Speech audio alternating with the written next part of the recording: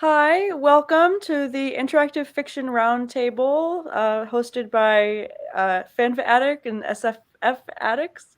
My name is Jules Pelarski. I'm an interactive fiction writer, and I'm here with Katy Naylor, Tenacity Plys, and Kate Heartfield. To kind of introduce ourselves, I wanted to go around and talk about maybe our names, where we're based, what we're working on right now, and the piece that got us interested in interactive fiction. Tenacity, how about you start us off? Sure thing. So I'm Tenacity, 10 for short. I'm based in Brooklyn. I'm working on an interactive fiction piece about like old school web forums right now, based around like conspiracy theories and cryptids. And let's see, what first got me interested in interactive fiction? I mean, I feel like House of Leaves is the OG, right? Like, not even really a game, but like it manages to be a game as a book. Mm-hmm. Kate? Hi, I'm Kate Heartfield. I'm a writer in Ottawa, Canada, and I write novels and short stories, and I've written 2 interactive fiction projects for Choice of Games. And what I'm working on right now is I am knee deep in a draft of a novel. So it's in that stage. It's in the middle stage. You know how it is. It'll get there. And what got me interested in interactive storytelling, I think, even though I'd always been a gamer and interested in interactive storytelling, I never thought that I could do it. And then one day when my kid was, I don't know, 6 or 7, he was playing Minecraft Story Mode by Telltale Games. Mm-hmm. And I thought, wow, this is a kind of storytelling that I would like to do. I would like to do something interactive. And that kind of switched a light on for me. I love Telltale. Mm-hmm. Katy? Hi, I'm Katy Naylor. I'm based in the UK on the south coast near Brighton. I'm a writer. I'm also the editor of Voidspace Zine, which is now also becoming Voidspace Press in June, where we publish interactive fiction or interactive art of all kinds online and now also in print. What got me interested in interactive storytelling? I loved choose your own adventure books when I was a kid. Mm-hmm. I loved text adventure games. I taught myself programming in BASIC when I was about 8 or 9. Didn't come back to it for a long time. I loved Howling Dogs by Slime Daughter, and that just opened my eyes up to Twine as a really accessible tool for writing interactive fiction. And I've been working on my own stuff and encouraging others to engage ever since. Awesome. And I'm Jules Pelarski. I'm based in Massachusetts. I just finished the first installment of a kind of modified choose your own adventure, which I wrote in Twine, and I'm working on the second one. And what really got me interested, I mean, I love Telltale games, and I did read Choose Your Own Adventure as a kid. But I loved the Black Mirror Bandersnatch, and that's what opened it up to me as something that I wanted to do for my own fiction. So I wanted to talk about, I have a few different things I want to cover, but I think the first place I want to start is some of the limitations of interactive fiction. And like what choice, because choice can bring a lot to a story and is a really unique element, is the unique element of the medium. But like, how do you approach developing character when a lot of what you're doing is the choices that the characters makes are in the hands of the reader? And I'll open that up to everybody. I can start with that. I think one trick that I use, or I shouldn't say trick, technique, I guess, is I tend to think about the characters' external and internal arcs, and if one of them is fixed, then the other one can float, and vice versa. So if I want the character to move in a certain emotional direction or have a certain kind of growth, for example, I'll make the choice be different ways of achieving that. Or conversely, I might say, okay, well, I know that this character has to go to New York City, so I'm going to make that fixed. But what that means to the character and their emotional arc could be floating and could be up to the player. So that's one way that I kind of maintain some control even though I know that by virtue of the medium, I have to pass some of the control over to the player, and that's, you know, the joy of it. So in the latter example, if you took a different emotional arc to New York, like A or B, would you end up in different places in New York, or would you try to have one passage for everyone, every path that leads to New York? Mm-hmm. Yeah, it can really depend, but I think a really fun thing to do is to have a lot of the content be really similar, but the meaning of it change based on the sort of the backstory and the arc, so that you can actually interpret the same text, or like 90% of the same text, differently depending on just a few little tweaks that mean something different. You know, and even in linear fiction, you can see that when you're revising your own work, is that, oh, if I change this one piece of dialogue, the meaning changes, you know, and so you can make that something the player can control. Well, and it's also an extension of, because obviously as a reader, even in non-interactive fiction, like you are interacting with the work, you're bringing your own experience to the piece, and you may read a sentence differently than someone else reads a sentence. But then there's this whole other element of, well, I want to take a bus instead of the car or whatever. It's something I'm interested in terms of my own work, but also the work that I publish, is actually breaking down that idea that you have to have so much. The interactivity has to mean a complete change of circumstance each time. The kind of IF I'm really interested in is where that interactivity is used for different effects and different reasons. So to give you an example, the first bit of IF I wrote, called Welcome to Bear Creek, the choices really involve taking a character through a fictional town, and they can pick up different pieces of the puzzle. But really, the most meaningful choice in the text is right at the end, where the emotional arc has been very well established. And at the end of the story, you can choose essentially, so the city has been saved, but at the expense of your relationship with somebody. So you can choose to go back in time, or you can choose for the city to remain saved, but for you to let that relationship go, or you can choose to go back. So really, you're giving the reader the choice as to which is going to be more important, the emotional or the situational. And I love pieces that can actually open those choices up. Have you played Life is Strange, the first one? It's really good, and it sort of comes down at the end of it. You make a choice of, do I commit to this character, this relationship that I've developed, or do I save the world? And it's really it's really polarizing, and I think that's exactly what you're going for.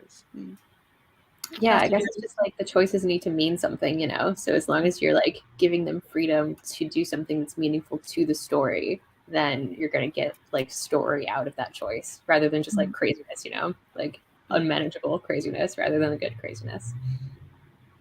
Well, yeah, because I think the unmanageability is the biggest hurdle, in my opinion. Is that agreed?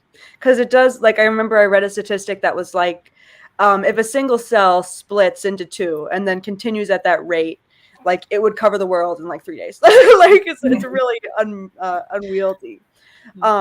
So what do you do to like trim the branches, so to say? I have a couple little shelling points every now and then where like all of the little paths meet up again, and then like within like say a twine card you can make it like variable, you know, like so like whatever the character is chosen, you can kind of like, you know, like how in video games they'll have like little checkpoints where like even though you've made different choices, you'll end up getting to like whatever city eventually, and then like you'll get the new quest and that's a scene, and like yeah, so that gives you little like blocks of content where you can like structure the choices around.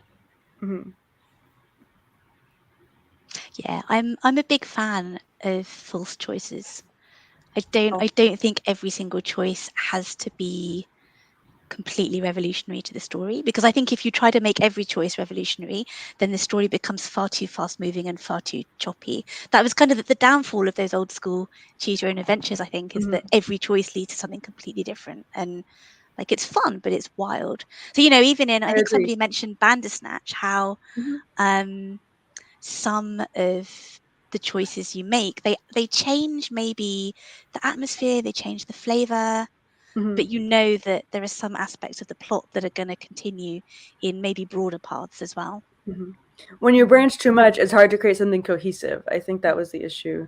I actually read a great interview. I want to say it was like the New York Times with the remaining. There were two people that did the Choose Your Own Adventure books, and only one is still alive. And they had like two different approaches. One was more like all over the place, and another one was like, I want the consequences to mean something. And like they both had their agreements with Harper, whoever it was. But speaking of Twine, and the thing with Choose Your Own Adventure books is that they were working without computers, really. So they didn't have the option to code.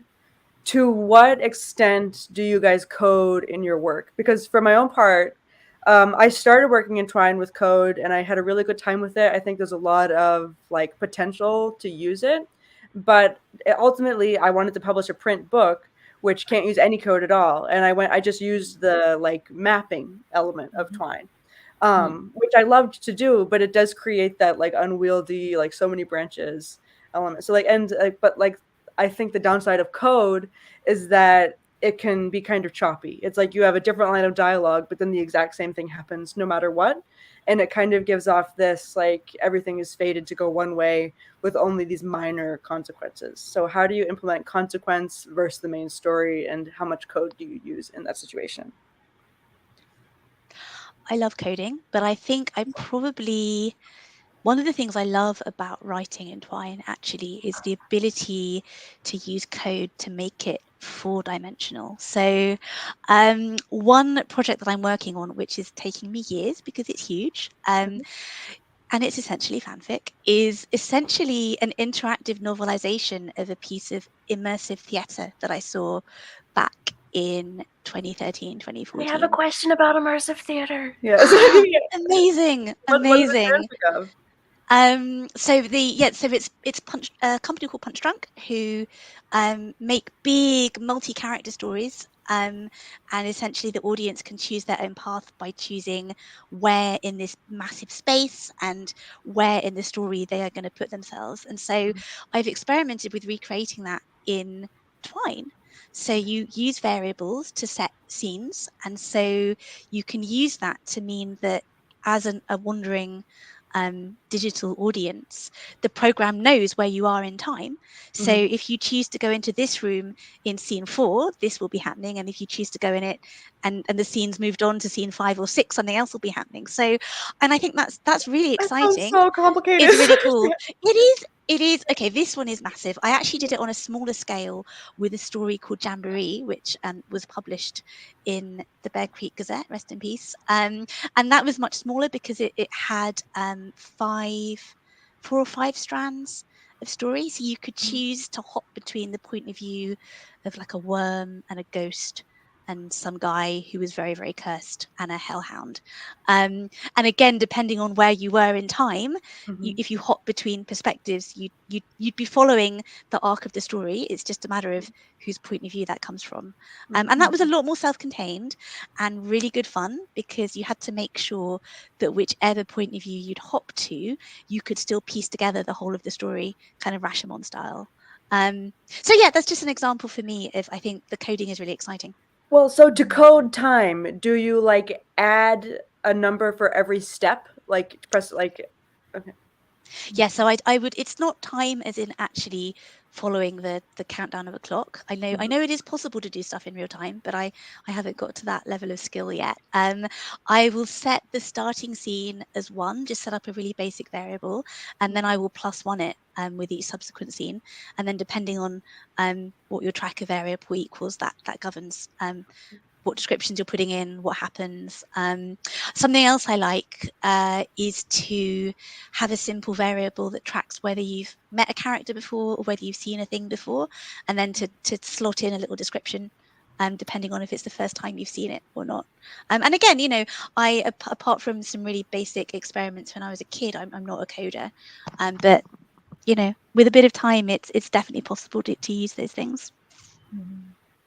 I love doing that kind of thing too, and I did something a bit similar at the beginning of my game, The Road to Canterbury, for Choice of Games, because you're a pilgrim, you're traveling with Chaucer and the Pilgrims, and when you get to the tavern, you can choose to go first to the stable or first to the room or first to talk to the other pilgrims or whatever. And depending on which one you choose, time has been moving on. So you get a less good horse or you get a less good room or something if you do that third. And yeah, and it was a bit of a trick and I did the same way with just variables, like, just using variables to code whether or not you had done this yet.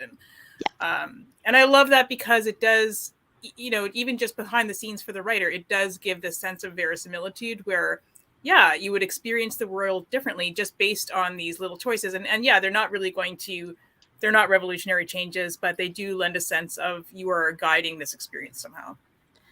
I like that you're saying like the quality of the horse changes depending on time. Because when Katie was talking, I was imagining like something completely different is happening in the room, and I'm like, how many times am I going to play this game to find out the whole story? But like the horse is going to change a few things, but not the whole arc of the narrative. Which that's a really interesting idea. Yeah, I like coding as well. I always joke that like in a couple more projects, I'll be like a full stack developer because I keep having to learn like a new thing each project. Mm-hmm. Yeah, I've also fucked around a lot in Twine, but then I think I'm going to leave Twine for the future because I feel like it doesn't have enough capabilities for coding. I feel like you can't really execute a lot of conditionals on one like page. It breaks basically. So yeah, I'm looking around for another platform. I actually wondered if you guys knew a better application to code in for interactive fiction. Well, for my game Violet's Dresser, where I like took some pictures of a dresser and like things that you can pick up and look at, and ultimately finding a letter because it's hard to incorporate text.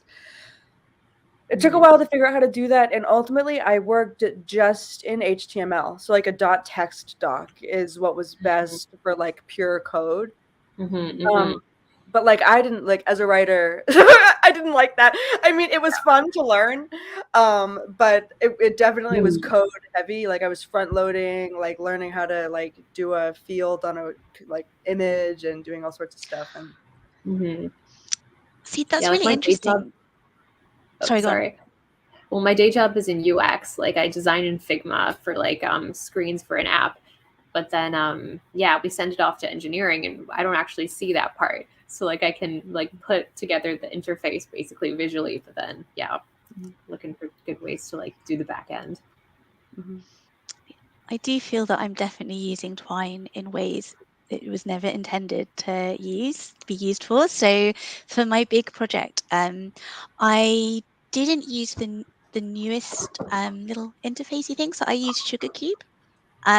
Because I knew that SugarCube has been going on forever, and there are a lot of forums and a lot of workarounds that people have developed over the years. And that's a language in Twine, correct? That's a language within Twine, yeah, exactly. So I think if you download Twine from scratch, a different language will be included. A more recently developed language will be included as the default, and it is slightly simpler, but its capabilities are more limited. So, for example, I've worked out how to embed images, how to embed sound.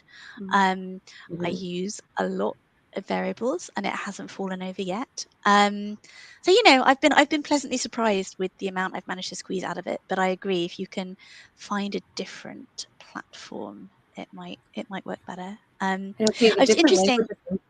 Like that's so weird how like you could go on the wiki and like find some instructions for how to do a thing, but then it turns out it's not the right version of Twine's language, right? Like that's so right. The wiki for Twine, I lost it. I can't find it. Yeah, it's gone. Wait, it's gone. It's really tough. There's like a version, but it's not what it was a year ago. There used to be a lot more to the wiki. It's so weird. And I don't know what happened. Really? That's bizarre. Well, I mean, I've been putting together resources for writers who want to dabble in IF. So if you go to voidspace.zine.com, I have a resources page, and I've been putting together as I go. People have sent me tutorials, things that they've created to help wannabe Twine developers, because my ethos is that anyone can do it. So you're welcome to have a look at that, but equally, if you find any useful resources, please send them to me, because I'm trying to keep it up to date. Despite that complaint about the resource disappearing, it is very accessible. I think I've never worked with an easier program than and especially even like the newest Twine update has all those new, like in that top bar, all the new features that I don't have to look up anymore. I can just use the like That's formatting cool. features. Yeah. Oh, really? Yeah. That's Update useful. client if you haven't. Yeah. Oh, Yeah. I'm stuck in the Okay. dark ages so that I can access all the old stuff. But yeah, no, that's a good point. Yeah, and I just to sort of add on to what Katie was saying, you know, in the sense that anybody can do it. I also have no coding background whatsoever, other than, you know, a few lines of BASIC circa 1985.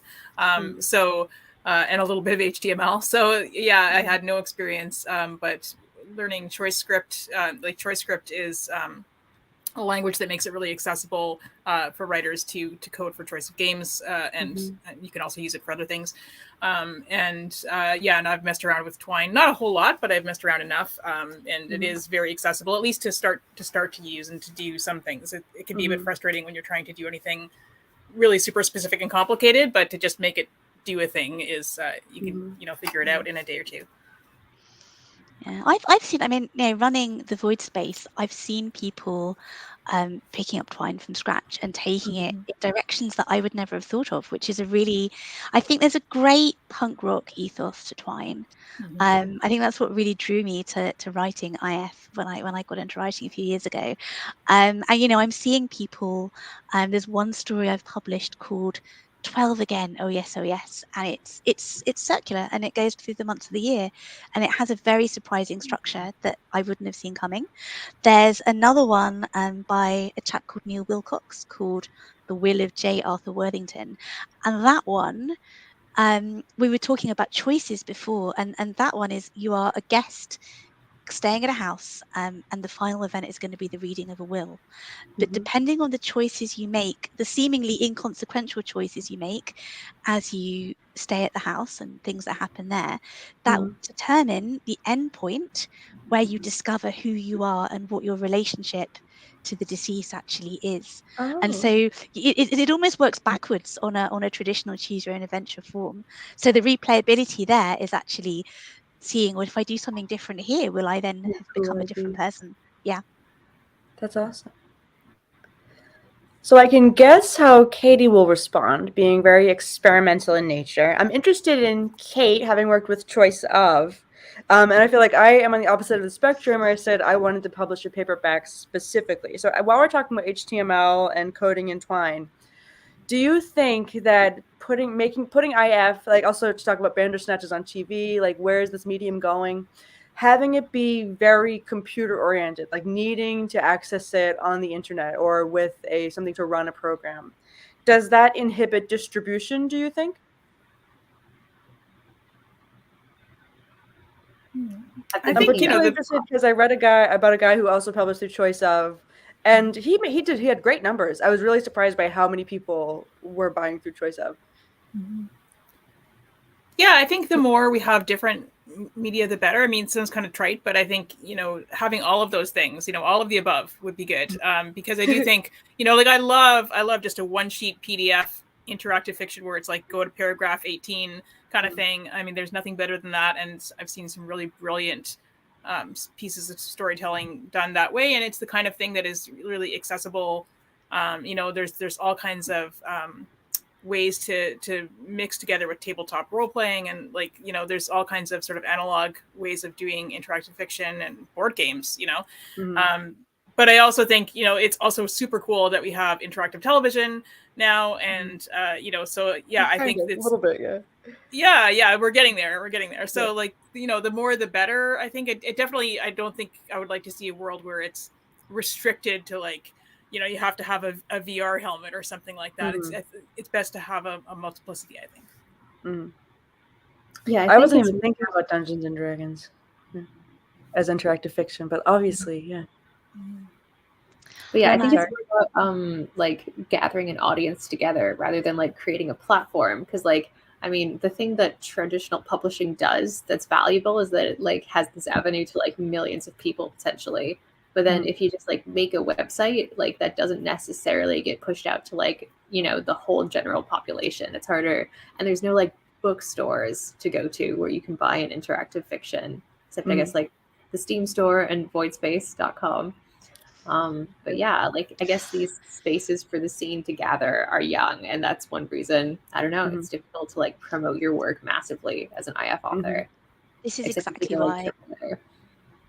Yeah, sorry. Yeah. No, I agree. I mean, this is exactly why I started the Voidspace, because as a writer who was starting out in this area, I just saw there was a huge gap in the market for it.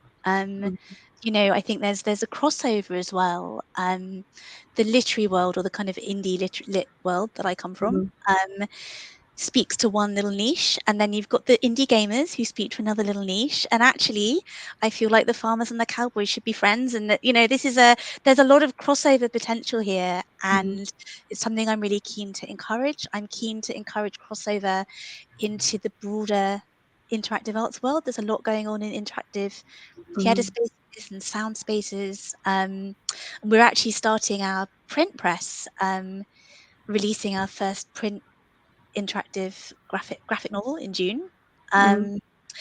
And so, you know, I think that this market is still really young, but I think there's a lot of potential, and I think I probably have that slightly DIY culture aspect. I'm not sure how far it will break into traditional publishing, but I remain hopeful that there is a movement to be gathered together here. Yeah, I self-published because I felt there was not a space for it in trad. And interestingly enough, I've been running Amazon ads like very, very cheaply and trying to like getting a lot of impressions, some clicks, but not many conversions. And my very first conversion the other day was literally I was checking. I was like, I was checking my analytics. And like whatever. So things for like William Gibson, time travel had like thousands of impressions. My one for interactive novel had one impression, one click, and that was the first person to buy it. They were looking for an interactive novel. So it's like the niche is there. It's just a very niche.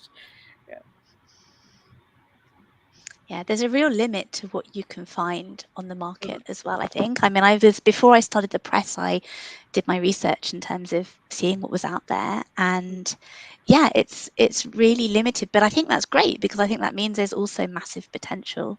Yeah, But I think, yeah, I mean, I don't really believe in genre. I think genre is a marketing tool. I don't believe in the distinction between literary and genre. I think that's nonsense. I think good writing is good writing, whatever subject matter it deals with. But I guess I think interactivity, there's a lot of potential in terms of building a market, but also in terms of, you know, what some people might call literary value. You know, my tagline for Voidspace Press is choose your own adventures for grown-ups, because I think that's what we're all writing, right? We're writing stuff that has more to it than just not that I'm casting any aspersions on any other works that have been successful in the form. But yeah, I think we're on the cusp of a new world, if you like. We have a question from Raf. I'm not entirely sure what this might mean, but it's an interesting thought experiment. He says, what about interactive bookstores where people can enjoy interactive media with a community of people? Well, here in New York, there's a place called Baby Capsules. There's a bunch of like old school arcade games there, and there's also like often a lot of like game and interactive fiction oriented exhibitions there. Really cool if you live here. But yeah, my mind goes to Meow Wolf, which is there's one in New Mexico. I think there's one in Las Vegas. Very, very cool if you've never been. I mean, it's a kind of interactive story. I don't think it's a good space for like a library of different interactive writers, but if you want to have like an interactive experience, which kind of brings us around to immersive theater, I think that's another like very early interactive experience. Before we got started today, we were talking about children's books and how like your parents reading to you, and like the baby books where you touch the duck or whatever are some of our earliest interactions with interactive fiction. I wanted to know if we could compare and contrast like interactive literature with immersive theater and other sorts of interactive fiction, like video games. Like, where is the line between like Tetris and The Last of Us, where like I think Last of Us is definitely interactive fiction, or Life is Strange that I mentioned is the story changes based on the choices you make, versus Pong, which is a video game but probably not interactive fiction. Have any of you guys read The Starless Sea? Yes. Yeah. So like one of the main characters in The Starless Sea is studying games and theater, and one line she has is like, I spend most of my time trying to turn games into theater and theater into games. I think about that a lot. I think about like augmented reality like Pokemon when I think about this, because like I mean, if you could create like a version of Sleep No More where like there was like some phone stuff going on as well, I've always thought that would be cool. Though I obviously don't have like phone stuff. That actually happened once. Really? So we're really lucky in England because London has an incredible, thriving, immersive and interactive theatre scene. In fact, my latest thing is to go around actually interviewing a lot of creators in this space to try and bring their work to a wider audience. So Punch Drunk, the creators of Sleep No More, actually did an experiment where they sent out, it was called Silver Point. They sent out a little Candy Crush style video game, but as you got to different levels in the game, that would unlock different bits of the story, and the end point of that story was a series of live interactive experiences. So you kind of became sucked into the world of the game, which was really cool.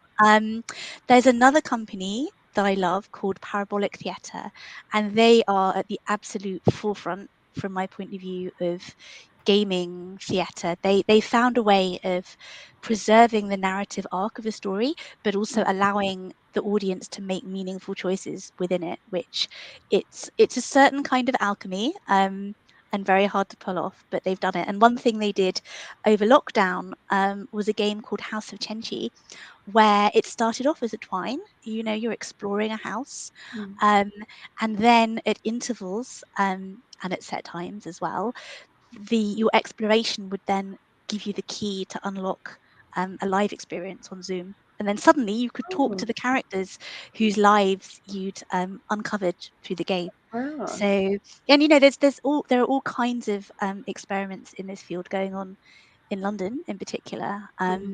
So again, I think there's loads of potential. I think the big budget and the sort of production values of your more established companies like Punch Drunk, Secret Cinema, they are to an extent a little bit limiting, because I do think they place hard limits on how much agency or interactivity you can give your audience. But I think there are a lot of small companies who are finding ways of doing very interesting things. So it's a space to watch out for, definitely.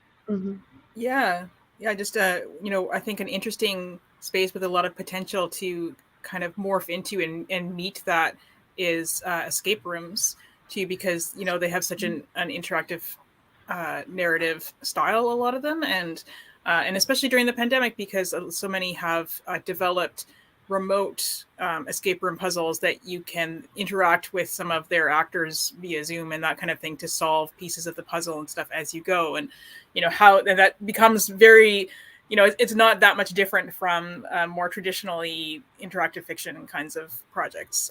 And so it's interesting to me to see how all the definitions are kind of breaking down, which is great, and how different people from different little silos can come together and create new things. Totally. I really like when the sort of, if you want the literary side of interactive fiction, can actually jump off the page or out of the screen and touch the real world. I'm publishing a piece either next issue or the issue after, depending on when the writer gets it finished. I get a lot of pitches where the starting point for the interaction with the text is actually a notice on a tree with a link or a phone number to follow. And so even though we'll make that available online, obviously, but I love the idea of being able to write a story that is grounded in a sense of place. Yeah, and there's interesting sort of ethical. Sorry if Jules, tell me if this is going too far off the conversation too. But I think the way that those interactions then come into our real lives is really interesting from an ethical perspective. And for my 40th birthday, my siblings bought me a mystery box. One of these things that you can get through the mail, and it has a puzzle in it. And but it was kind of a gruesome one. And I had recently left a job as a journalist where I used to get a lot of unsavory mail. And we had some, some really terrible mail had come to the newsroom and that kind of thing. So, and I didn't know this was coming. Reaction was right away, I'm just going to call the police, because I had this weird box on my doorstep.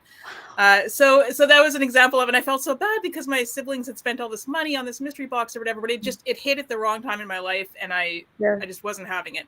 And so it's an interesting question then of how, the sort of realism storytelling in those spaces, when it starts to become, okay, well, there's a letter on the real tree in my university quad or whatever. How does that interact with my real life? But that's what it's all about. When you become part of the story, the boundary is blurred. I suppose it's interesting, isn't it? Because what we're really talking about here, I guess, is consent, a sort of artistic consent. So being able to identify where something is a story and being able to consent to that experience. So I suppose almost stuff that falls into the category of guerrilla art that can just sort of ambush you. It could be very powerful if you happen to be somebody who is up for it. But I suppose, yeah, there are also pitfalls. That's really interesting. Yeah, I think there's a lot of possibility for like building community IRL with this stuff. Because I mean, I feel like a lot of people I know have been talking about like social media is officially poison. We need to like divest from this stuff somehow, or at least create a form of it that's like more connected to our real lives, you know, or like something nourishing for the human soul. I almost want to say. But yeah, like if you just like met somebody in the real world via AR, the way I did like with Pokemon Go, I feel like that would be a cool way to start with that. Community building is a really interesting thing, because I know, as you know, the sole Brit in the room here, I wouldn't have been able to reach the people that I've reached without social media. And you know, I am a little avatar on somebody's phone most of the time. It's a difficult one. Something I'm interested in doing with the Voidspace is organizing regular virtual meets, maybe not necessarily readings, although we have run one interactive poetry reading, which was really cool. And we let the audience vote, you know, for where we were going to go next. That was great. But I think games jams are a way that a lot of friends and sort of colleagues of mine in interactive spaces meet to hang out and socialize anyway. You know, I played so many games during the pandemic with creatively minded friends, not to create any particular form of artistic output, but just because it's what we wanted to do. We wanted to hang out, and you know, you can do a lot of imagination led stuff on Zoom. And so I think that would be a really cool community tool, and a way of keeping those international connections too, without having to give Musk any more airtime than we would like. Yeah. So obviously, based on what we've covered, the possibilities for the genre are kind of endless. But I was wondering if there was any that you thought, if there was any, especially because I think Katy mentioned it's sort of a punk space. Is there a certain kind of story that you think lends itself well to the medium? Like, yeah, for my own part, I wanted to write about time travel and found the medium after the fact, because I was like, I think going back and changing your choice is a great way to illustrate time travel. But I actually haven't found many time travel stories in the medium. So I was wondering if something about like agency and like how we interact with the world, like where is that coming from? So I was thinking about this actually before this, because I was thinking how a lot of, I mean, what I write tends to creep into the weird fic horror sci-fi space anyway. But you know, and I've had submissions actually of all kinds of fiction in the void space, which is really exciting. But there is definitely a lean I've noticed in what I've seen towards time travel, sci-fi, or sort of deeper explorations of self. So even something that seems like a straight or a down the line romance, it tends to be about, you know, what ifs and what could have happened and different opportunities. And I suppose because the form breaks something very fundamental straight on. So, you know, we learn as babies, even though we're touching the duck, we kind of learn that the duck goes from the pond, you know, to the hill, and it doesn't tend to go from the hill back to the pond again. Whereas when we engage with a piece of interactive text, that contract is broken immediately, because suddenly you have agency. The reader can control the text or respond to the text in a very non-standard way. And so I think that lends itself very well. If you've broken that very fundamental rule in relationship, it lends you to thinking, you know, what other rules are going to be broken. I think it puts you into a receptive state as a reader. So you expect and what rules space, time, cryptids, love. It's I think what really attracts me to the form, and especially in my early delvings in Slime Daughter's work particularly, is how it can be. It's a delightfully transgressive space. Yeah. Because I think it has a kind of fundamental narrative rule breaking at its heart, and I think that's really exciting. Yeah, like choice and identity and free will, it's all like very inherently philosophical and like grimdark sometimes if you take it like really far. I also think mystery lends itself to this form really well. My novella Family Curse is about like a person who's in quarantine, who's sifting through all of these like primary source documents from their family members who are dead, and you kind of like have to figure out why all of their relatives keep disappearing. And you can kind of like go through all of the different like layers of text yourself to like piece it all together. And there is no moment where the text says like, this is the answer, So I guess like you actually deduce stuff like yourself rather than Sherlock Holmes deducing it in front of you. There's a concept there, isn't there, of the authority of the author. I mean, the two words are actually tied, aren't they? Auctoritas. They come from the same root in Latin. And once you divest yourself of the kind of absolute authority of the author, I think that opens up a really exciting space in terms of the dissemination of information and feeling going from being necessarily top down to being something that can rise up or spread in all kinds of interesting directions. Yeah, like there's no authoritative version of the narrative. The reader creates it. Yeah, that's really interesting. And I think a lot of times it has to do with particular expectations and reader expectations and interacting with genre and publisher and all the rest of it as well. And like, for example, do you expect that your players are going to want to replay this game or not? And that has a lot to do with the kinds of elements that will go into a game. Because if it's a mystery, then you have to think about, okay, well, how can I make a mystery replayable? Which is a challenge that the novelist doesn't have. People do reread mysteries, but it's a slightly different experience. So, choice of games as a single publisher, I don't speak for them. I've written a couple of projects with them, but they have a certain set of things that say, okay, well, our games are going to do these things and not these other things because our particular players have a set of expectations for what they're expecting from us. But that doesn't mean that all interactive fiction has to follow those rules, and something like Bandersnatch, had a much more sort of, some people said nihilistic, but, a sort of almost meta narrative about choice and identity that would not have done well, I don't think, in a choice of games game, because in a choice of games game, it is much more about empowering the player. And I think there's room for both ways of telling a story. I mean, certainly. So the book that we're publishing in June, it's called Sprawl, and it's a steampunk alternate realities type thing. Some controversy around it in that it's a graphic novel, but the images have been created with the help of AI tools. And that's something which, in fact, the artist herself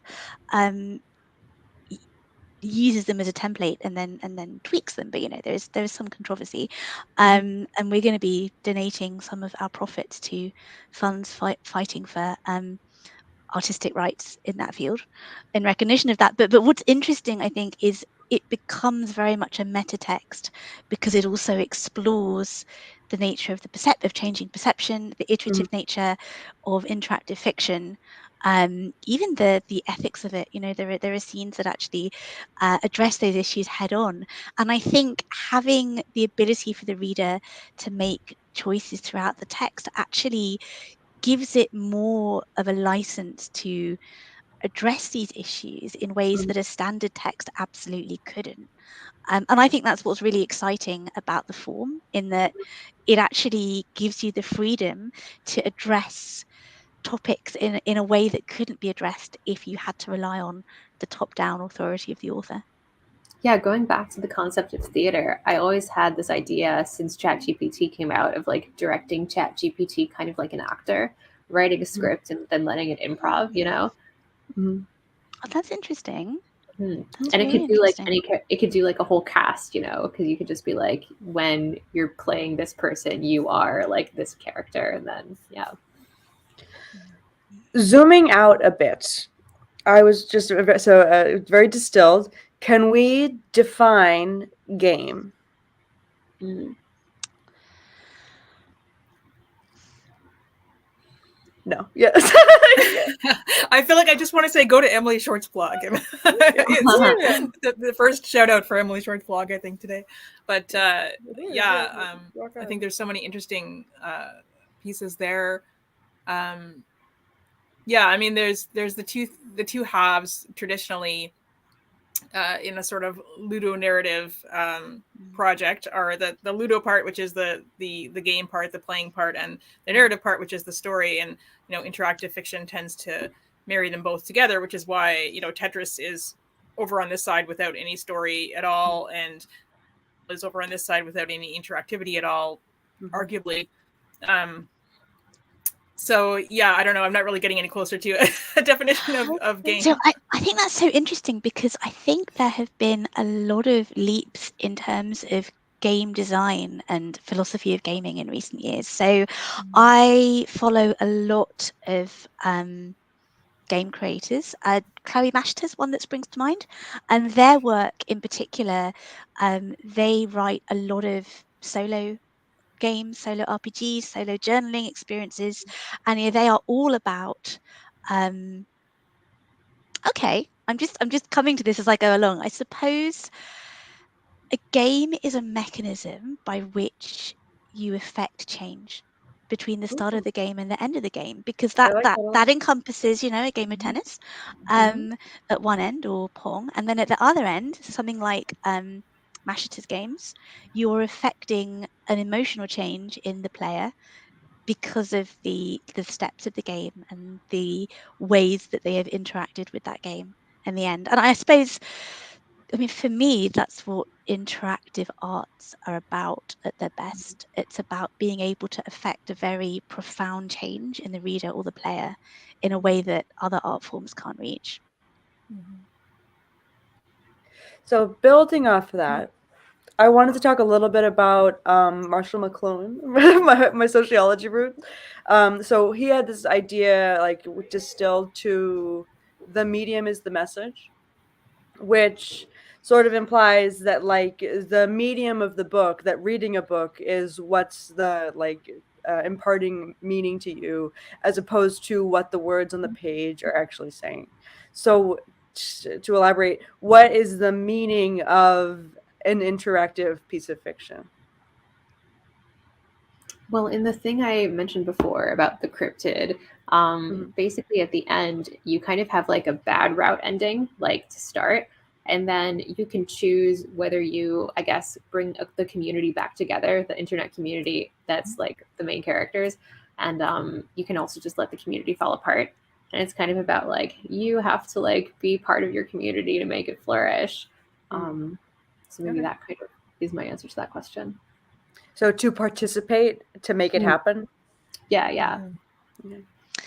To force the reader's hand so that they are given agency, and they are therefore bringing a part of themselves to the experience that they wouldn't otherwise have to bring. So, when you read a book, you can, obviously good literature can move us, but we can always choose to remain at a remove from it.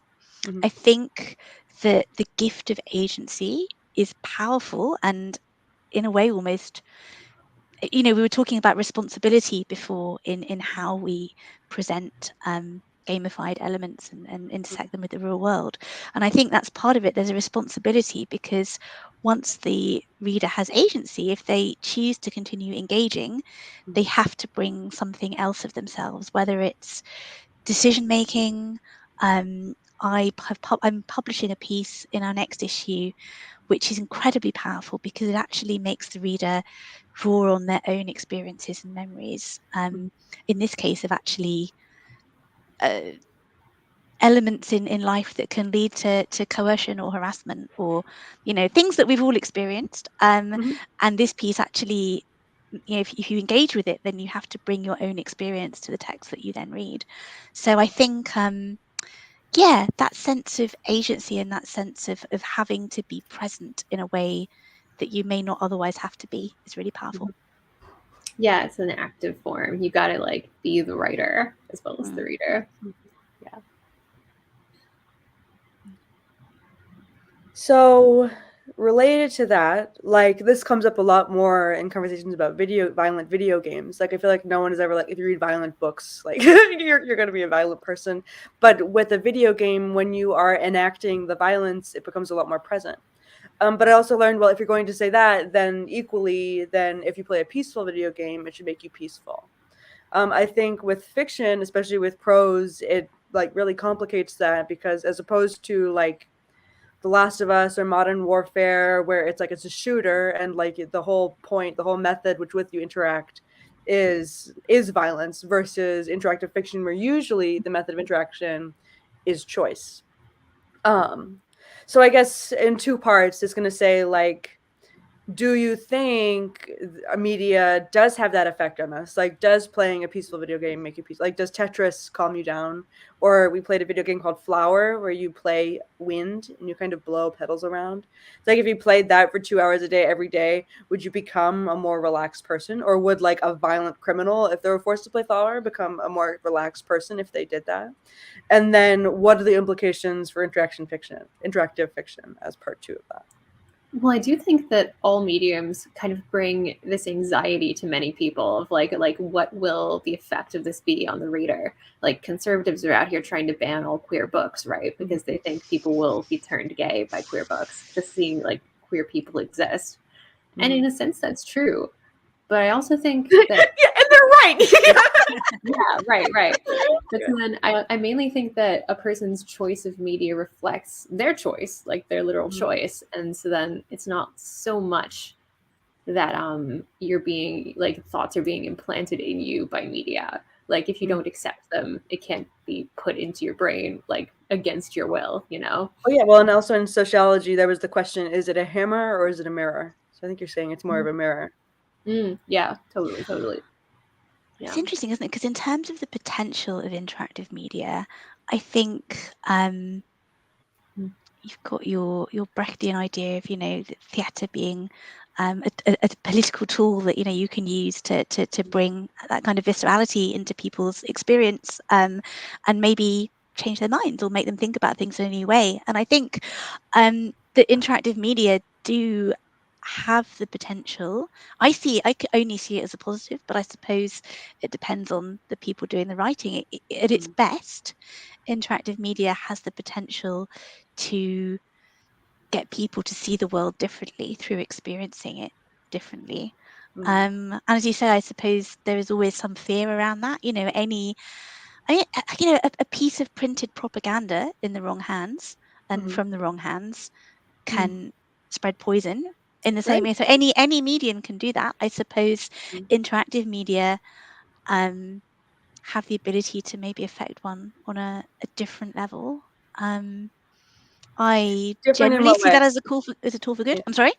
Different in what way? Like, could you elaborate on that? Well, because I think so I'm actually thinking about I don't know if this is a bit too much for a bit of a diversion. Oh, yeah, so thinking about a piece of interactive theatre by the company I mentioned before, Parabolic, called For King and Country. And what that theatre was doing, it was putting people in the shoes of a fictional, slight alternate timeline, but of people in a kind of backup government building when the bomb fell and destroyed the main government. And so people were having to, it's an alternate timeline where eventually I think the Nazis win. And people are engaged in ways from kind of quite light at first to then having to make weighty decisions on behalf of the country. And it's engaging people in a way that is play. So people have permission to engage in ways that they wouldn't if they were in a political debate. But it's the thinking behind it was basically the question behind it was would Britain be different politically, and would people's attitudes be different if Britain had been a country that had been invaded in the war, and this was around the time of Brexit. There's a certain amount of tub thumping and a sense of maybe superiority, and the question was, if people had that experience, had the experience that many people in Europe had, would that change people's attitudes? And so, the piece itself, it was done through play, it was done with a light touch, it was done by engaging people in a series of mini games against the backdrop of this kind of mounting tension. So by the end of the show, you're hearing the boots coming down the steps towards you, and that is something that people can come away from it and say, yeah, I had a great night, it was good fun. But also it has a power. You're never going to change people's minds by trying to argue with them, but you can maybe change their perspective by allowing them the beginnings of maybe living it a little bit. I don't know. I think you can't overstate the power of a piece of media to do that. But I think it's definitely there, and I think it's something I find really exciting. Some of the stuff I publish on the Voidspace is definitely on the more challenging end of the spectrum. I don't like to, like, my own personal taste is quite broad. I like some of the wilder fringes of the literary scene as much as others, and anything that's that has a bit of mind behind it, and that actually some of the pieces we publish do challenge people's perspectives in, I hope, a good way. I would And say I think it can be really powerful. Sorry. I'm sorry? I would say I have two examples for like the ethical implications of choice here. One, I find it really difficult to be mean to people in video games. I don't want to choose the mean dialogue option. And two, fucking Jordan Peterson went viral the other day talking to ChatGPT. He was trying to like fact check it because he believed that it was like biased toward liberalism. And so like he asked ChatGPT a bunch of like factual questions, and whenever it got something wrong, he'd be like, "No, what an egregious error! You're awful. Try it again." And he would literally just be like being so mean to ChatGPT. I felt so bad for ChatGPT. So I mean, that's a mirror, right? Like that's an How example. did ChatGPT react? Did it like cry? Yes. It's like, I'm Did it be sorry, I mean was back? wrong. It was so sad. Like it couldn't talk back to him. It was very customer's always right, And I feel like that's like, it's almost like how you can tell who someone is by how they talk to waiters and waitresses, like it's a service person, ChatGPT. So if you're mean to it, that says something about what you do when you're not being watched, or when you're like, your actions don't have consequences the way they do with like an equal. Anyway. Yeah. It's interesting to like the way that with these kinds of different media, thinking about just even things like adrenaline and how that differs from reading a piece of fiction, which, also influences our mood and adrenaline and everything else. But just, your mention of Tetris, Jules, made me think of, I don't know if you all remember that research that came out a while ago about Tetris and trauma, and how, I can't remember if anyone remembers it better than I do. Let me know. But it's something about how if you play Tetris within a given period of having a trauma, that it actually can have a beneficial effect on your memory formation. And it Tetris, yes. yeah. And I don't think it's just Tetris, but like certain kinds of games, can actually wire our brain in certain moments in certain ways, and which is not something I think that we've really explored a lot with interactive fiction, in terms of like how we're actually using the body chemistry in certain ways, and not in a manipulative sense, but that's just really interesting to me too. That makes me think of EMDR. Like when a traumatic memory comes up in EMDR, you're supposed to like tap on your body, and like the sensory motor like aspects of that tapping helps you reorganize the memories in your brain. I mean, games engage like your sensory motor capabilities because you see the blocks as being real in Tetris. So maybe it's something to do with that. It also reminds me of how I used to like try to forestall my panic attacks with 2048, and I got to like 8192 in 2048 because I would play 2048 so much. Yeah, it's fascinating. I think changes of state are really interesting, and I think I wonder sometimes some pieces of IF I've played, especially for some reason for me, ones with soundtracks. Sound is a big trigger for me. I find that really interesting. I like using sound in my games. Yeah, I play the Hades soundtrack on my Spotify all the time. I love a good game soundtrack. Nice. Yeah. It's fun. I'm part of my life is actually turning things the other way because I write Assassin's Creed tie-in novels as well. So I've written 2 of those so far, and so I'm actually turning interactive media into linear media. And again, like I listen to the Assassin's Creed soundtracks all the time when I'm writing those novels. Those are good. They're so epic. They're so good. Yeah, they sort of put me in that headspace for sure. Speaking of writing, to go back a little bit to craft, we talked a little bit about how broad and like trimming the branches and coding. I wanted to know, how do you start? How do you come at it? Like, do you do a lot of outline work? How do you conceptualize your choices and your endings and what you want to do? And when you do that, do you have like an alpha timeline with a best ending, or do you see like the whole range of possibility at the concept stage?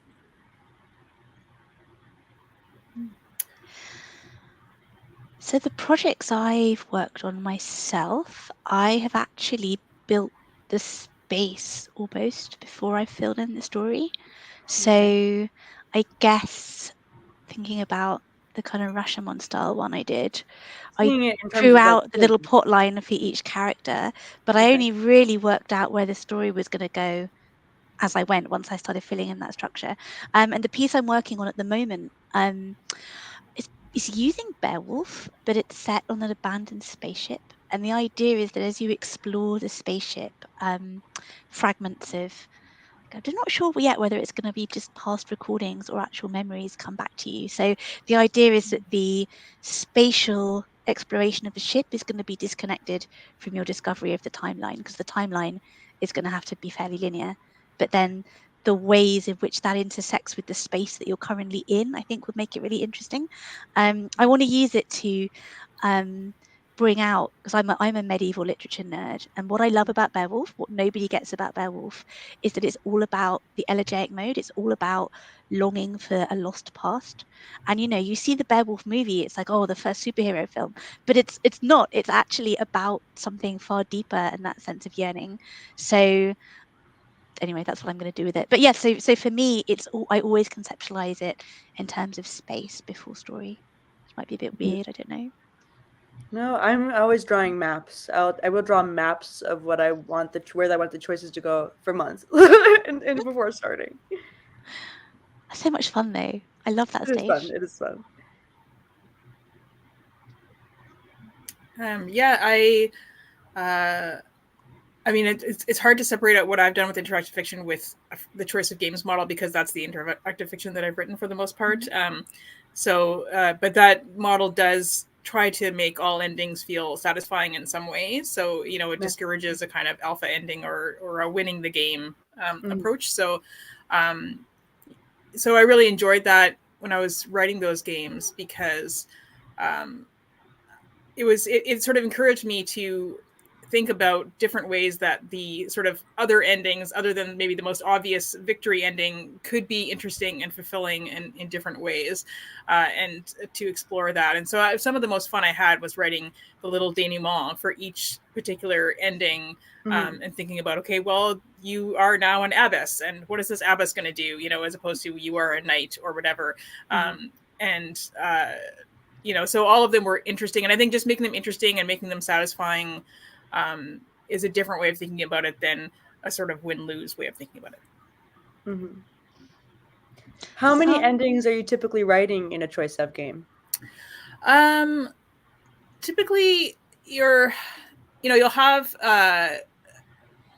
you can have like an entire 2 or 3 copies of the final chapter sometimes, in terms of plot, because the way choice of games works is what's often called like an arm and fingers mode. So all of your choices along here are changing the variables for the most part, and then you don't actually get to different plots until you get to the final chapters, just to make it manageable, with a few exceptions. That's the big question. How do you make it manageable?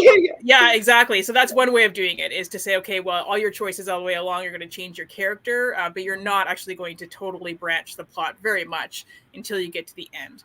So often people will spend as much time writing the final chapters as they wrote all the rest of it and as many words, because finally there's this opportunity to branch out.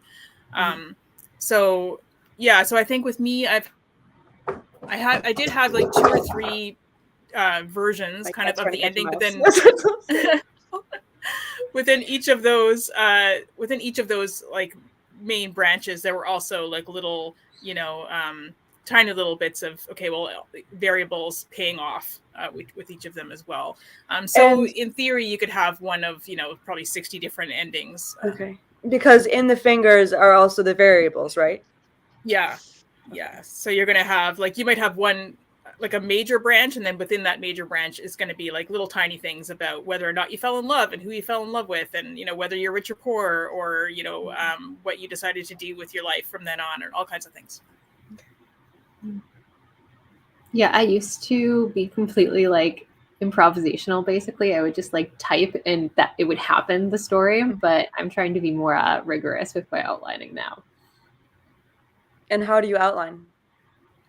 Ooh, I think I need a different way to outline for every project.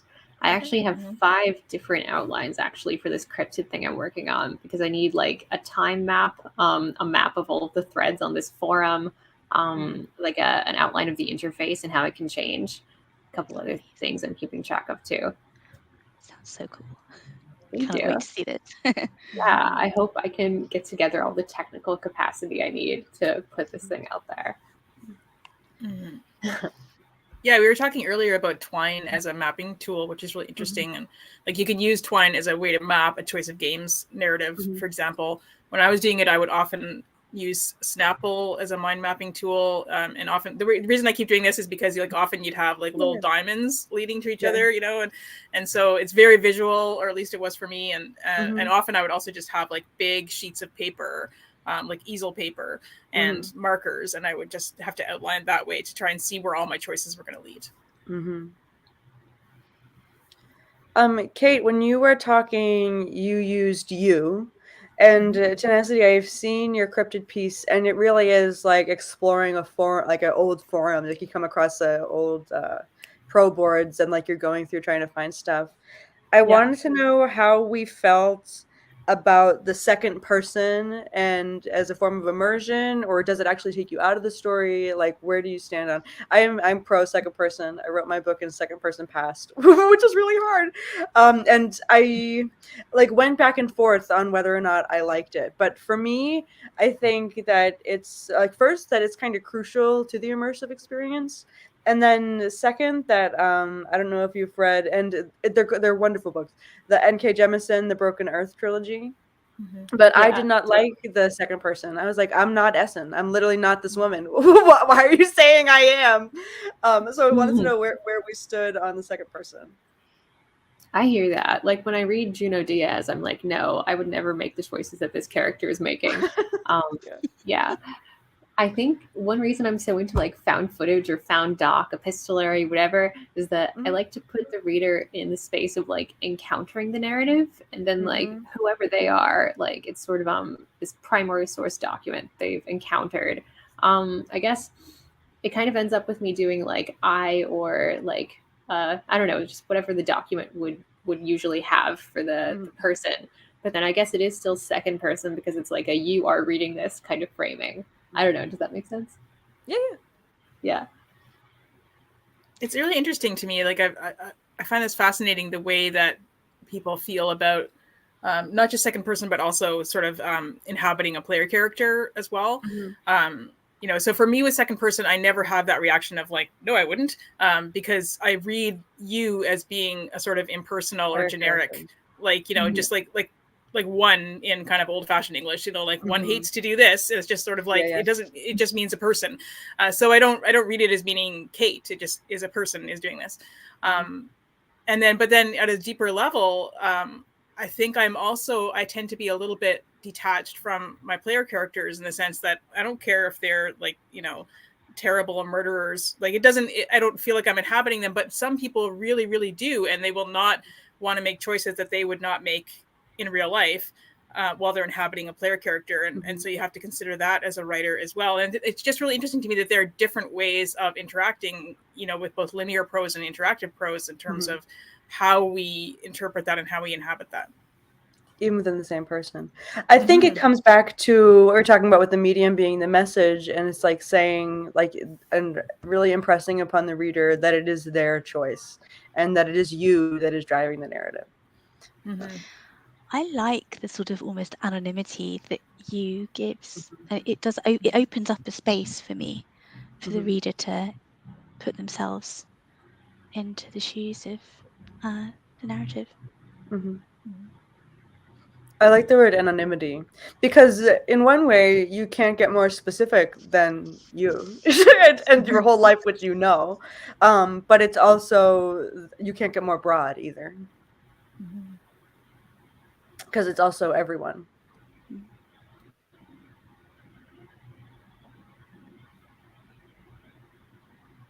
Yeah, I'm drawing to a close on some of my questions, but I have maybe like 2 more. I want to know, so we talked a little bit about this at the beginning, but I was mostly asking about what pieces of fiction did you interact with? Now I want to know is that, like, when you decided to go to Twine or Choice of, what drew you to the format? Like, did you have a story to tell specifically, or were you more drawn to the idea of it and you're like, I want to dabble in this? Like Katie, maybe you were like, I really like this form and I want to support it, versus, although you did say you were coding very young. Is it a side effect of growing up around the internet and code and computers, or even being exposed to choose your own adventure books, or? Yeah, I would have written text adventure games younger had the technology been available. So as I say, I still remember when I was 9 years old with a little bit of BASIC under my belt with a notebook trying to make my own choose your own adventure game. And of course, it was ridiculous. You know, I had a whole list of variables in the back and it was, you know, it was impossible for 9-year-old me to do. That's so cute. And then, you know, I didn't see myself as a writer until a few years ago when I started again. In my mid-30s, I was, you know, boring. So you weren't really writing otherwise, that you were primarily drawn to interactive fiction. So yeah, interactive fiction is where I started out, actually. So the reason, so I'd been working on this kind of fanfic project over the pandemic. Hadn't really written a lot before, but I wanted to try to make almost a living scrapbook of this particular event that had happened close to 10 years ago now. However, I discovered an online magazine called Bear Creek, sadly no longer running, and I hadn't really been in the literary scene for long. I didn't really know what a lit mag was, but I just thought this is such a cool thing. There was like a shared world building and a generosity to the space, that you can be weird, but you can also be kind, you know. And so, yeah, I really wanted to be part of it. And I thought, well, what do I have? I'm not a writer. So what do I have that I can contribute that no one else can? So it seemed like a great opportunity to use this tool. And then, I mean, it's grown from there. I've published a few books now, and, you know, things have kind of spiraled in a good way. But yeah, for me, that was the way into that creativity, full stop. I think for me, it was a bit of both that I did, as I mentioned, you know, when I was watching my kid play interactive fiction projects and getting into it that way. And, you know, he also, I swear it was Choices that taught my kid how to read. He played Choices on his tablet, the game. And and I swear that was what took him from sort of learning how to read to being fluent, you know. Okay. So I was watching that around that time. And so it was that interest in the medium in general that was building. And I also had a bunch of friends who had written for Choice of Games, and I had seen that they seemed to be like a good publisher to work with who pays on time, and, you know, that is not to be sneezed at. So so I wanted to work with them.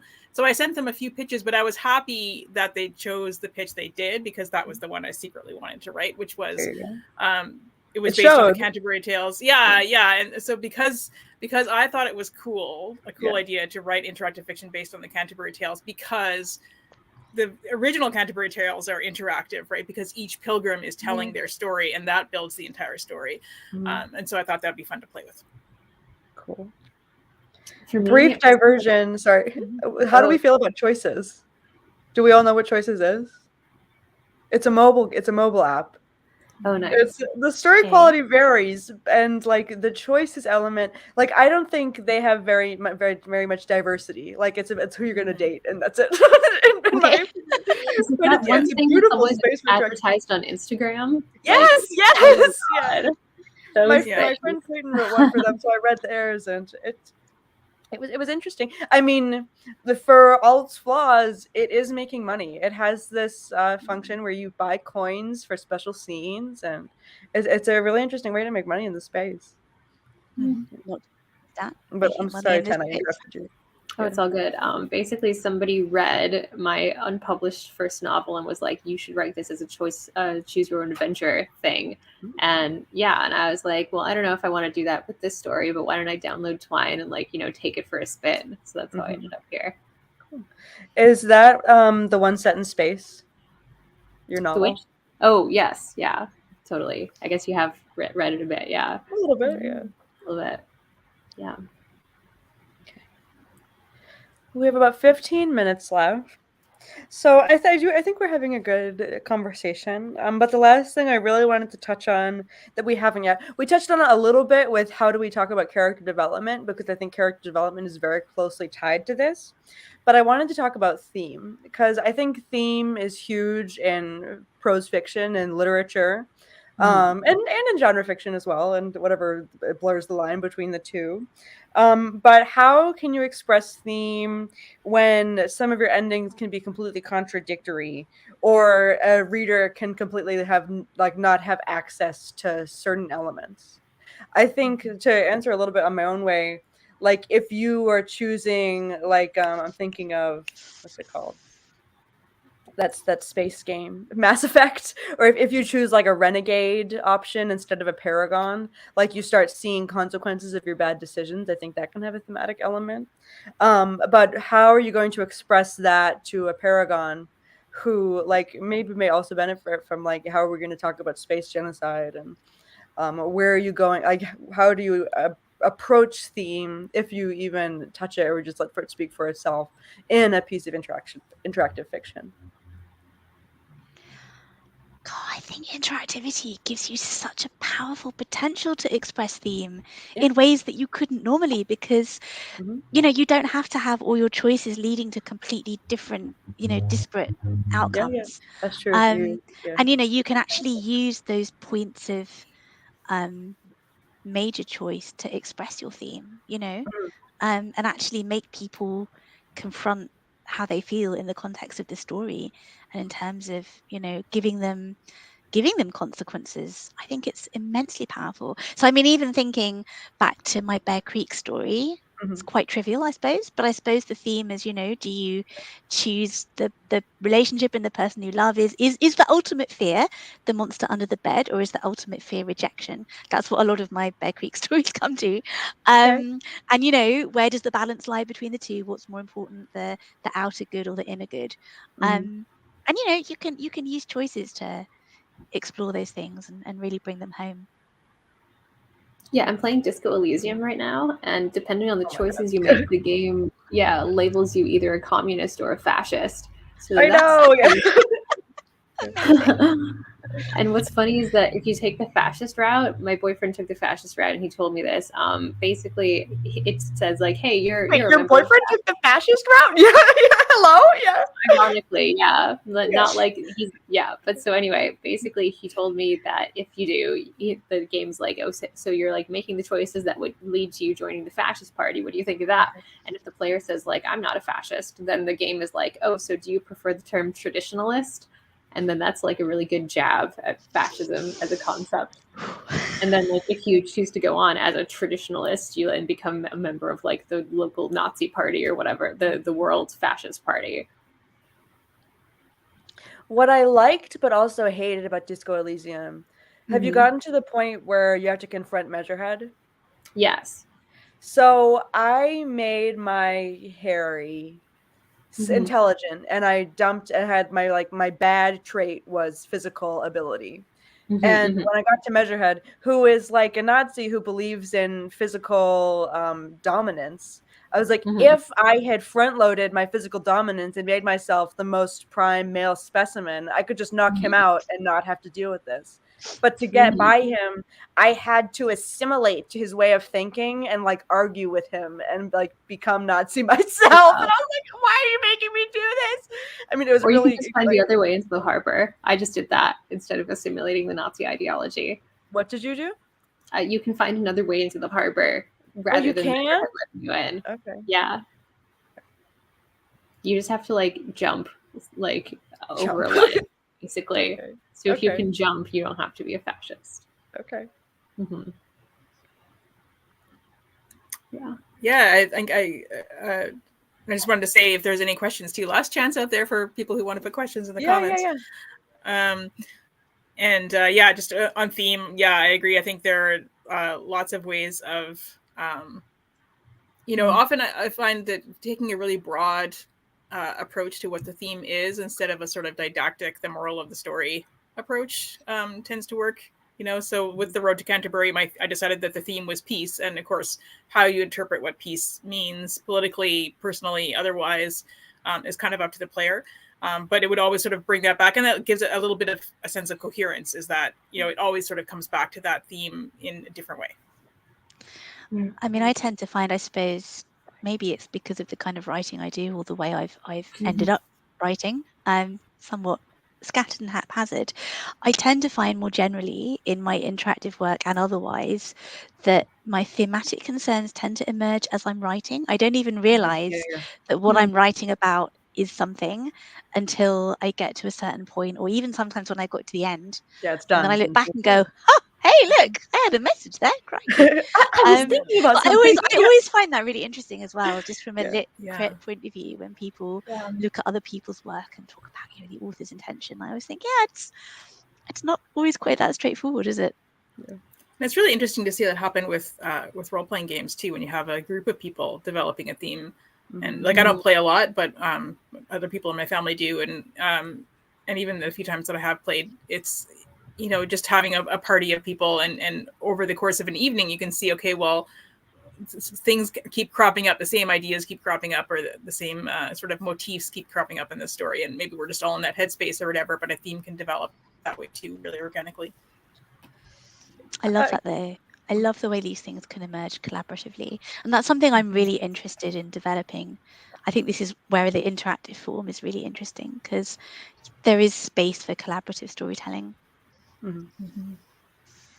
Kate, I wanted to ask you to elaborate a little more on, so you said your theme was peace, which I really like. How did you implement it, and in what different ways? Like, where did it branch, and how did that change what peace was? So it's been a few years since I wrote it, so forgive me if I forget things. But the sort of basic setting is because it's at the very beginning of the 100 Years' War, and there are rumblings of the peasant revolt happening around that time as well. And so there's a lot of sort of political opportunities for political upheaval and warfare starting, and that kind of thing. It's in 14th century England. And so I did have kind of just a basic backstory about that built in, that there was an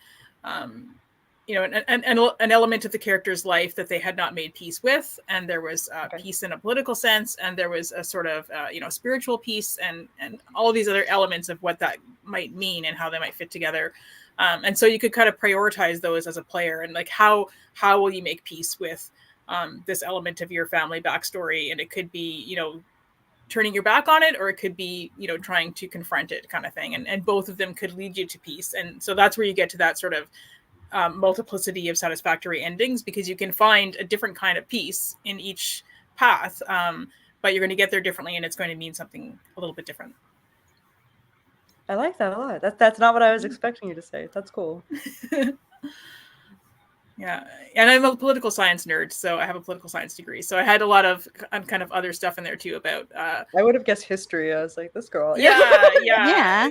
And so there's a lot of kind of, well, how can you avoid and it's a little bit difficult in a historical setting, because the player knows that, okay, you know, the 100 Years' War is going to happen, you know, so you're not going to prevent that, but that's not really what's at stake. But how can you as a person work towards peace in that context, and what does that mean? And are you going to choose diplomacy? Are you going to choose, you know, to take up arms and go that way? And you know, is there any small thing you can do behind the scenes to actually change life for people and make people less likely to be victims of this of warfare and that kind of thing? And so definitely that part came into it as well.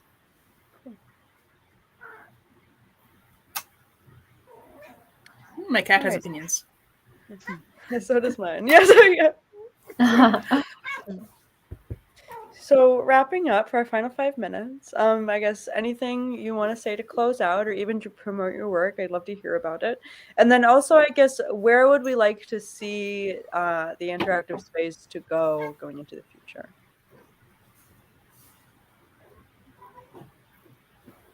You can buy my book Family Curse on my Linktree, which is on my Twitter or my Instagram. I think my Twitter was shared around in the promo for this, including my own promo for this like before, and you can just like find it. I feel like maybe will they be posting our links after this? Yeah, absolutely. Yeah, so cool. Yeah, check that on out. It's a primary source document mystery. You can be a historian as you piece together the curse on this family. And I really hope that development of game and theater becomes more developed later on. Like I'd love to go to like Sleep No More with like an app, you know, putting little like extra magical elements into the theater. Yeah, so I've talked a lot about my first project with Choice of Games, The Road to Canterbury. My second one with them is called The Magician's Workshop, and that's set in Florence in the time of Leonardo da Vinci, and there's magic. And you can also find links to those and all of my books and my Assassin's Creed books as well on my website, which is katehartfield.com. And my Twitter is Kate Hartfield. I'm Kate Hartfield everywhere. I'm on Mastodon. So yeah, you can find me pretty easily.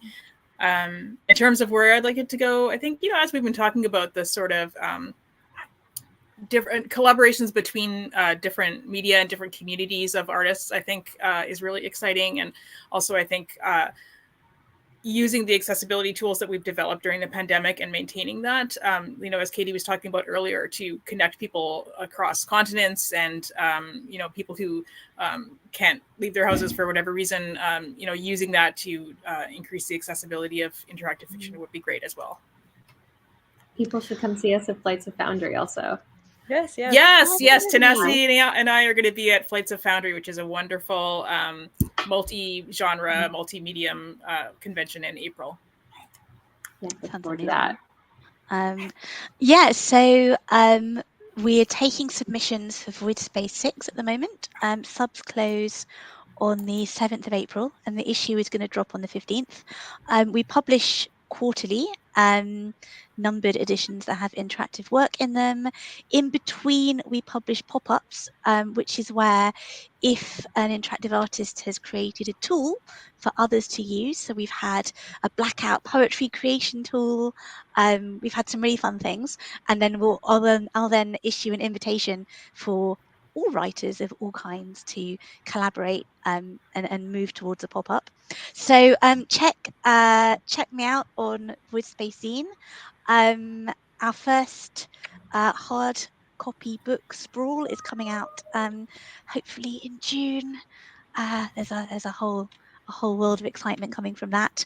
And also do feel free also to check out my personal Twitter. It's Void Scrawl with a K, and that has links to my own writing, including my own interactive work. In terms of what I'd like to see for the future, I would like to see interactive storytelling to become a part of writers' toolkits, theatre makers' toolkits, filmmakers' toolkits, to break out of the niche and be a tool that is used as widely as possible to open up as many perspectives as possible. And I think, you know, the work we're doing here and in other spaces is hopefully going to bring us one day towards that. And I'm Jules Pelarski. I just published my first volume in an interactive series about time travel called Tempus Fugit. And you can find me on Twitter and my work on playtempusfugit.com. And I'm working on the second volume in that series, which will hopefully be out in August. Where I would like the space to go, so like I would love to see like almost the opposite of what Tenacity is talking about. Instead of like an app and Sleep No More, I would like a book to come to life and like you go meet in some sort of underground speakeasy or whatever. And also like and like the capitalistic horror of this is like everywhere now, especially with AI. I'm seeing like advertising is about storytelling, and I mean like I don't want to get involved in an immersive game about Fruit Loops, but I think that like the potential is out there to like have a lot of fun. And I like hope that like some cool ideas get enter the game in that way. Also, we didn't talk much about radio and podcasting. I think that has great potential in the interactive space. Of like, I used to use Zombies Run by oh my gosh, the girl who wrote The Power, Natalie Alderman, and it's like it told you a story about zombies chasing you as you ran. That was great fun. It was the only thing that made me run. Love stuff like that. So, thank you guys for joining us today. I had a great time. It was really nice talking to you. Thank you for having us. It's been SFF Addicts for hosting us. Yeah. Thank you. You did a great job. Thanks, Jules. Thank great. you. Thank you.